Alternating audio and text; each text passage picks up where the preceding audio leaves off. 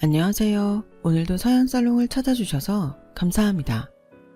결혼 3년차 여성이에요. 여러분, 혹시 그거 아세요? 개들이 사람보다 인간 서열을 훨씬 정확히 구분한다는 사실을요. 사람은 나이나 재산, 사회적 위치를 통해 서열을 가늠하잖아요. 하지만 개들은 단번에 인간 서열을 간파해 알아본대요. 과학적 근거가 있는 얘기는 아니고 오래전 만화책에서 읽은 얘기지만 실생활에서 보면 그 말이 틀리지만은 않은 것 같더라고요. 실례로 저희 친정에서 기르는 애완견 쫑이만 봐도 그랬거든요. 저희 집에 데려온 첫날 엄마 앞에서 발랑 자빠져 눕더니 바로 배를 보이며 복종하는 포즈를 취하곤 그 다음엔 저, 그리고 마지막으로 아빠 순으로 나름의 서열을 매기더군요. 누가 봐도 저희 집 서열 1위는 아빠였기 때문에 처음엔 녀석이 서열을 잘못한 게 아닐까 생각했어요. 그런데 쫑이가 우리 집에 온 지 9년이 지난 지금에 와서는 그날의 쫑이 행동은 돗자리를 펴야 할 정도로 정확했다는 생각을 하게 되네요. 부모님 밑에서 38년을 살아온 저도 몰랐던 우리 집 실세를 쫑이는 단번에 간파했으니까요. 그동안 저는 부모님에 대해 대단히 오해를 하고 살아왔더라고요. 그래서 사람은 겉모습만 보고 판단하면 안 된다고 그러는 건가 봐요. 저희 부모님은 같은 고향 출신으로 한 동네에서 나고 자란 국민학교 동창이에요. 성별이 달라서 중고등학교는 달리 다녔지만 한 동네에 살았기 때문에 학창시절을 함께 했다고 해도 과언이 아닐 거예요. 두 분이 청소년기 때 함께 찍은 사진이 많은 것만 봐도 그렇거든요. 아빠는 고등학교를 졸업하고 서울에 있는 대학에 진학하셨고 엄마는 고등학교를 졸업한 후 서울에서 직장 생활을 시작하셨어요. 언젠가 엄마가 그러시는데 아빠가 엄마를 너무 좋아해서 제 입으로 이런 말 하긴 좀 그렇지만 사실 저희 엄마가 한 미모 하시거든요. 고향에서도 엄마를 노리는 남자들이 줄을 섰다는데 엄마가 하도 수줍음이 많아서 남자들이 다가오면 기겁을 하는 통에 연애 한번 못 해보고 덜컥 아빠한테 잡혀 결혼까지 했대요. 지금도 아빠 앞에서 화장 안 한 맨얼굴 보이는 걸 기겁할 정도로 천상 여자인 엄마를 보면 그 당시에 엄마가 연애에 얼마나 쑥맥이었을지 안 봐도 비디오죠. 오죽하면 저희 부모님과 고향 친구인 제 시아버지도 저희 엄마를 두고 천연기념물이라고 했겠어요. 저희 시부모님은 저희 부모님과 같은 고향 출신이세요. 시아버지는 저희 부모님과 동창이시고 시어머니는 2년 후배거든요. 저랑 남편이 결혼을 하기 전까지는 명절 때마다 두 집이 함께 한 차로 본가에 내려가곤 했어요. 그때까지만 해도 양가 부모님 사이가 꽤 좋았거든요. 그 좋았던 관계가 깨진 건 저희 부부의 결혼 때문이었어요. 저와 남편의 학력차가 심해서 시댁에 반대가 있었고 이에 자존심이 상한 저희 아빠가 시아버지 자존심을 밟는 바람에 반세기 우정에 금이 가고 말았거든요. 공부가 적성에 맞지 않았던 저와 달리 남편은 어릴 때부터 영재 소리를 들을 정도로 공부를 잘했어요. 저학년 때부터 벌어진 성적 차이는 학년이 올라갈수록 점점 더 벌어졌고 대입을 앞둔 시점에는 극과 극으로 아주 멀리 떨어져 버리고 말았죠. 남편은 카이스트에 들어갔고 저는 전문대조차도 다 떨어졌으니까요. 저희 집이 잘 살았던 덕에 이전까지는 저희 부모님이 늘 목에 힘을 주고 사셨지만 자식들 대입 결과가 나온 이후로는 정반대가 되고 말았어요. 새로 차를 바꿨다며 시아버지 앞에서 차 자랑을 하던 아빠는 시아버지의 아들 자랑 앞에서 맥없이 무너졌고 아빠가 결혼기념일 날 선물로 사준 다이아 반지를 손에 끼고 시어머니 앞에서 한참 손부채질을 하던 엄마는 아들이 이번에도 장학금을 받았다며 걔는 누굴 닮아 그렇게 공부를 잘하는지 모르겠다는 시어머니 말에 냉수만 벌컥대고 마시게 됐죠. 그리고 그런 일이 있는 날에는 어김없이 제게 잔소리를 해댔어요. 이놈의 기집애, 그러게 공부 좀 하라고 했잖아. 엄마가 매번 자식 때문에 명자 고년 앞에서 기죽어 살아야겠어? 우리가 너한테 학원을 안 보내줬니? 과외를 안 시켰니? 숟가락으로 떠먹기만 하면 되는 공부를 왜 안 해서 정말 창피하게 해? 여보, 나 얘 때문에 정말 못 살겠어요. 당신이 얘 좀 어떻게 해봐요. 요즘 같은 세상에 대학도 못 나와서 어떻게 살아가려고 이러나 몰라. 엄마의 닥달에 아빠가 찾아낸 방법은 대학이 운영하는 평생교육원이었어요. 어머 여보, 그런 데가 다 있어요? 기왕이면 명문대에서 하는 걸로 합시다. 명자 앞에서 기 안 죽게. 그렇게 해서 저는 팔자에도 없는 서울대 평생교육원에 들어가게 됐어요. 아우 무슨 쪽팔리게 서울대야. 나 안 가. 친구들이 뭐라 그러겠어. 내 성적 뻔히 아는데 변두리 대학도 아니고 서울대? 아 나 싫어. 안 가. 자고로 대학은 이름이 있어야 돼. 특히 너처럼 공부 지지리도 못하는 애한테는 대학 간판이 생명이야. 그러니까 잔소리하지 말고 학교 가거든 서울대 마트 크게 붙은 걸로 필통이랑 컵 같은 거 잔뜩 사와. 엄마가 돈 줄 테니까 학교 마크 크게 붙은 걸로 사야 돼? 그렇게 제가 사다 나른 서울대학교 굿즈만 해도 기백만 원은 됐을 거예요. 아빠는 거래처 사람들한테 우리 딸이 다니는 학교에서 산 거라며 선심 쓰듯 선물했고, 엄마는 개모임 나갈 때 들고 나가서 서울대생 딸을 둔 엄마처럼 생색을 냈어요. 지금 생각해도 부끄러워서 고개가 절로 숙여지는 행동이었죠. 하지만 이런 엄마 아빠의 행동에 절대로 속지 않는 두 사람이 있었으니 바로 제 시아버지와 시어머니였어요. 남편과 제가 같은 학교를 다닌 탓에 제 성적이 전교 밑바닥을 쓸고 다니는 사실을 두 분은 알고 계셨거든요. 그래서 두 분과 관계 있는 사람들을 만날 때는 조심하시곤 했어요. 하지만 그런 노력은 한순간의 실수로 물거품이 됐지 뭐예요. 오랜만에 고향 친구들을 만나 술자리를 갔던 아빠는 술 기운에 알딸딸해지자 차 트렁크에서 서울대 굿즈를 들고 와 하나씩 돌렸어요. 다행히 그날은 시아버님이 급한 볼일이 있어서 모임에 안 나온 날이라 별일이 없을 줄 알았는데 아빠가 하나씩 받아. 내 딸이 다니는 서울대에서 만들어 파는 거야.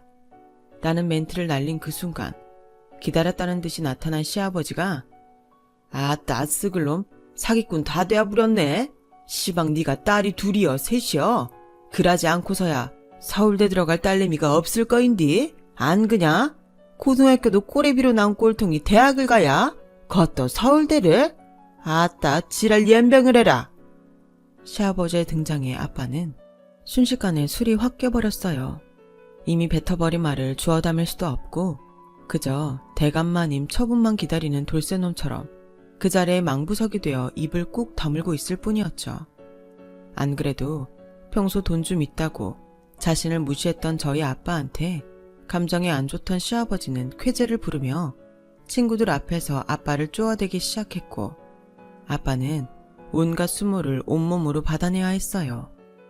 그날 집에 돌아온 아빠는 3일 밤낮을 속이 탄다며 얼음물을 들이키셨고 4일째 되는 날 유학원을 찾아가 제 성적으로 대학에 갈 수 있는 나라면 얼마가 들든 상관없으니 추천해달라고 생떼를 쓰셨어요. 그렇게 아빠는 몇 개의 외국 대학 홍보 책자를 받아오셨고 그걸로 TV 앞에 앉아 드라마를 보던 제 뒤통수를 사정없이 후려치셨어요. 왜 그래? 아빠 또 술 마셨어? 왜 가만히 있는 사람 뒤통수를 치고 그래? 안 그래도 나쁜 머리 더 나빠지면 아빠가 책임질 거야? 야 딸내미 TV 안 끄냐? 나가 시방 속이 아니여. 우라지려면 딸년 때문에 말이씨. 넌 누구 닮아 대가리가 그 문양이냐? 어찌키 허구많은 대학 중에 한 군데도 못 가서 나를 요렇게럼 속을 뒤집어 놔야? 이? 길게 말할 거 없고 이 중에 하나 골라봐야. 돈 주면 뒤가는 외국 대학이란께 어디든 가서 졸업장 하나 따와 불어. 나가 그 졸업장으로다가 썩을 놈의 종태 새끼 주둥이를 콱 꼬매불란께 퍼뜩 안 고르고 뭐하냐? 그럼 서울대는 어쩌고? 네 미를 서울대는 얼어 죽을 서울대여. 그것이 니네 학교도 아닌데 이참에 확 접어불고 해외에서 졸업장 하나 따와불면 네 인생도 레벨업 되는 것인게. 아베 말 듣고 가불어. 나가 딸내미 공부하는디 고간 학비 못 대 죽었냐? 기둥뿌리를 뽑아서라도 대줄란께. 암치롱 말고 딸내미는 거 가서 증만 하나 따와야. 증! 어느 영화인은 돈이 없지 가오가 없냐고 했지만 저희 아빠는 돈만 있지 가오가 없어서 결국 저를 저 멀리 미국으로 보내고 말았어요. 영어라곤 욕밖에 못하는 제 수준에 대학 수업을 어떻게 받나 그렇게 걱정했는데 막상 홍보 책자에 나온 대학을 찾아가 보니 괜한 걱정을 했다 싶었어요. 4층짜리 건물 중 한 층을 통째 학교로 사용하는 그 대학은 길고 화려한 학교 이름과는 달리 개척교회 수준의 아담하고 단촐한 강의실 몇 개를 둔 곳이었거든요. 학생은 모조리 한국인이고 교수도 모두 한국인이었어요. 한마디로 돈은 있고 머리 안 되는 애들이 오는 불량대학이었죠. 그래도 웃긴 건 정부에 정식 등록이 돼 있어서 학위도 나오고 홈페이지도 그럴듯하게 있더라고요.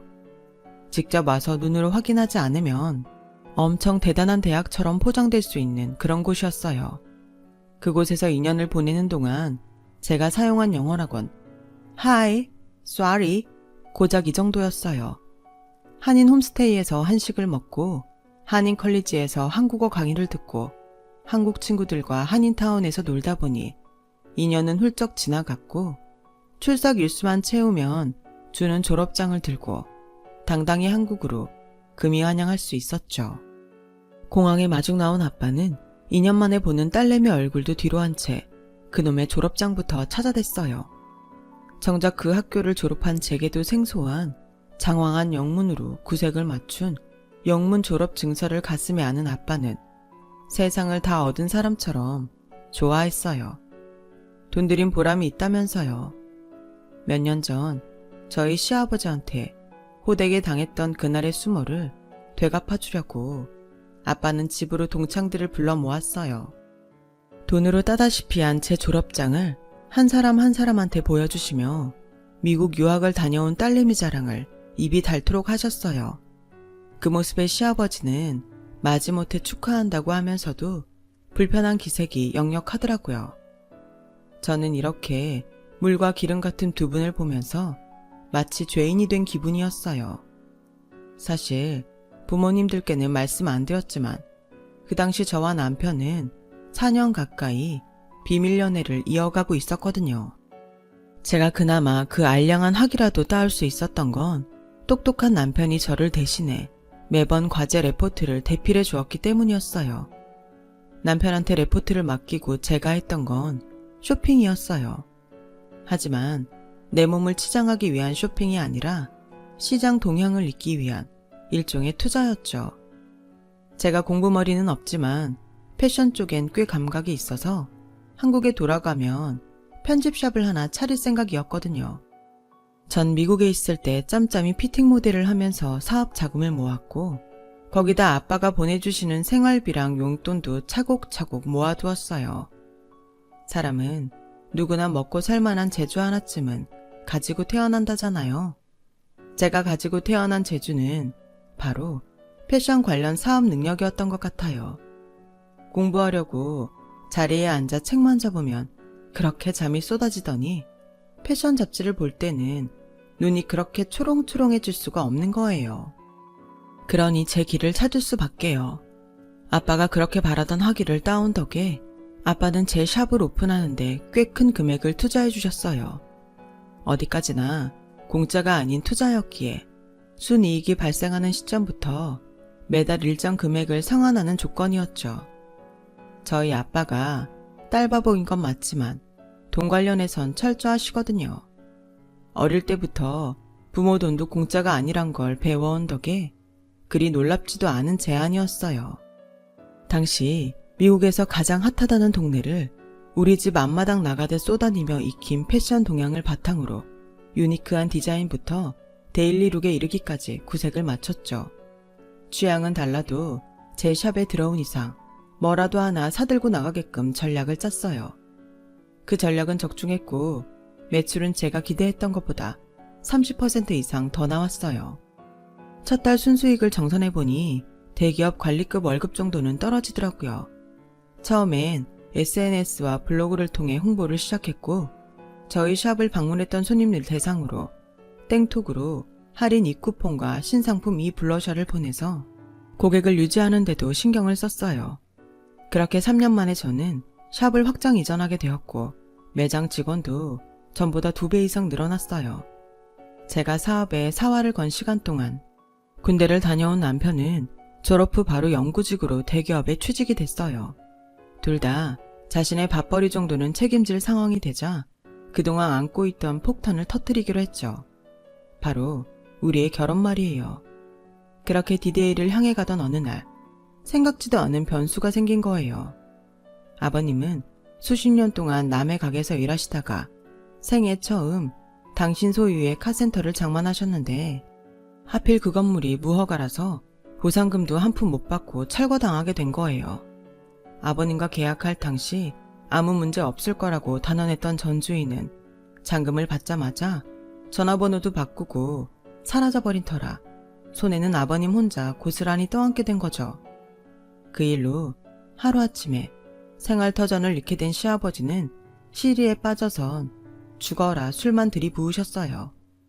그 모습을 보다 못한 시어머니는 저희 엄마를 찾아와 한 번만 살려달라고 부탁했죠. 숙자 언니, 우리 남편 좀 살려주라. 이러다 생사람 잡겠다니까. 많이도 안 바래. 딱 1억만 빌려줘. 무슨 수를 써서라도 그 돈 꼭 갚을게. 얘는 나한테 그럴 돈이 어딨니? 그것도 1억씩이나. 너도 알잖아. 우리 집 양만 돈 문제는 깐깐한 거.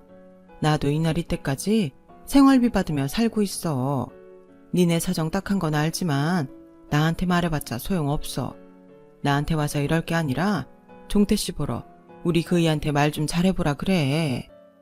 언닌 참 둘 사이 몰라서 그래? 동창 좋다는 게 뭐요? 내 남편 언니 친구이기도 하잖아. 친구가 안 도와주면 누가 도와주냐? 언니 내가 부탁할게. 형부한테 말 좀 잘해주라. 응? 그간 자식들 문제로 사이가 벌어지긴 했어도 어릴 때부터 한 동네에서 나고 자란 정 때문인지 엄마는 그냥 손 놓고 있을 수만은 없었나 봐요. 그래서 아빠한테 돈 좀 빌려주란 얘기를 꺼냈고 아빠는 엄마 말이 끝나기도 전에 딱 잘라 거절했어요. 하지만 엄마가 어떻게 구워 삶았는지 다음날 아빠는 제 시아버지한테 1억을 빌려주었어요. 시아버지는 저희 아빠가 빌려준 1억에 대기업에 다니는 아들 이름으로 대출을 받아서 다시 카센터를 열 수 있었어요. 그 바람에 남편은 결혼을 미루자고 하더라고요. 현재 상황으로는 집세는커녕 월세집 보증금도 마련 못할 것 같다면서요. 돈 때문이면 내 돈으로 시작하자. 우린 아직 젊고 직장도 있는데 뭐가 두려워. 일단 저지르면 다 길이 생기는 법이니까 못 먹어도 고. 아빠를 닮아서 배포가 큰 저와는 달리 남편은 걱정이 많은 사람이라 쉽게 마음을 돌리려 하지 않았어요. 하지만 제 입장에선 언제까지고 남편만 바라보고 있을 수만은 없는 노릇이었죠. 집에서는 하루가 멀다 하고 선자리를 들이미는데 언제까지 거짓말만 할 수는 없는 노릇이었어요. 그래서 단판을 짓기로 했어요. 야, 나도 더는 못 기다리니까 선택해. 지금 결혼하든 아니면 헤어지든 둘 중에 하나 선택하라고. 내가 너보고 집을 해오라디 아니면 공주처럼 모셔달라디. 돈은 나한테 있고 너한텐 비전이 있는데 뭐가 두려워서 빌빌대. 왜? 여자 돈 쓰는 게 쪽팔려서 그래? 그깟 게 뭐가 대수야. 그런 걸로 치면 난 이날 이때까지 네 앞에서 공부 못한다고 쪽을 다발로 팔고 살았어. 그래도 이렇게 뻔뻔하잖아. 그러니까 지금 양당 간에 결정해. 쪽 한번 팔고 나 잡을래? 아님 쪽 안 팔고 나 놓칠래? 그러자 남편은 금방이라도 울 것 같은 표정으로 에이, 내가 너 없이 어떻게 사냐? 차라리 쪽팔리고 말지. 그래 하자. 해. 결혼하자고. 앞으로 우리는 험난한 봉우리를 2개나 더 넘어야 했지만 헤어질 수 없다면 죽기 살기로 덤빌 수밖에 없다는 결론을 내렸어요. 그래서 부모님들께 그 사실을 알렸고 예상대로 양쪽 집안은 난리가 났어요. 6.25 때 난리는 난리도 아닐 정도였죠. 그리고 그날부터 우리는 매일같이 로미오와 줄리엣을 찢는 심정으로 살아야 했어요. 그렇게 전쟁 같은 일주일이 지나고 그 주 주말, 시아버지가 가족들을 대동하고 저희 집으로 쳐들어왔어요. 저희들 결혼 얘기가 나오고 처음 얼굴을 마주하게 된 양가 아버지들은 당장이라도 달려들어 상대의 목덜미를 물어뜯을 것처럼 으르렁댔어요. 양가 엄마들이 아니었다면 혈흔이 낭자한 투견판이 될 뻔했죠. 입을 먼저 연 사람은 저희 아빠였어요. 거두절미하고 이 결혼은 안 돼야. 내 눈에 흙이 들어가도 안 되는 것은 안 되는 것이여. 나가 저 쓱을 놈의 종태놓은 낯짝을 보는 것도 이 순간이 마지막인게. 더는 토달지 말고 끝내더라고. 아따, 간만에 네가 옳은 말도 안 해 그려. 나도 전적으로 동감이여. 어디 데려올 여자가 없어서 이딴 집구석 딸을 데려와야? 애비를 보면 그 자식을 안다고? 나가 모르면 몰라도 이것은 아니지. 내 아들이 누구여? 태어남시롱 이날까정 천재 소리 듣다 장학금 받고 카이스트 간 놈이여. 그런 인재가 어디서 듣도 보도 못한 똥통 전문대 출신을 만났다는 것은 국가적으로도 손해여. 긁고 말고. 뭐여? 누가 똥통이래? 미국 정부에서 승인한 정식 대학이여. 니놈이 미국은 가봤는가? 아따, 안 가봤으면 말을 허들 말어. 네가 모르면 듣보잡이고 똥통이여? 반백살 넘어서 부동산 계약 하나 제대로 못하는 놈이 할 말은 아니지. 오죽하면 지 옆편 내 앞세워 동구걸과정 보냈겠어. 나가 빌려준 1억 기억하제? 옛말에 그런 것이 있어. 남의 돈 꿔쓰는 놈은 괴기도 숨어서 먹으라고 말이시.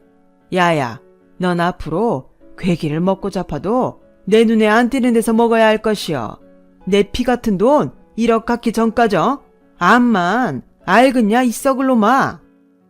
아이고, 그라면 그렇지. 네가 그 소리 왜 안 하나 했다.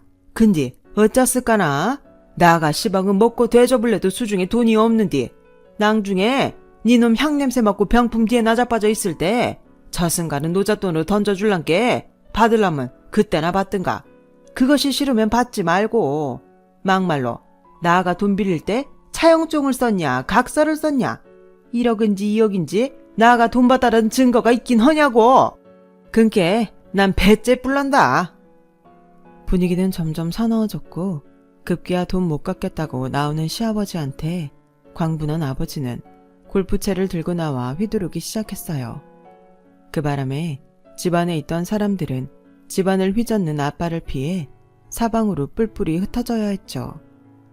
애들이 보면 어른들이 신이 나서 잡기놀이 한다고 했을 거예요.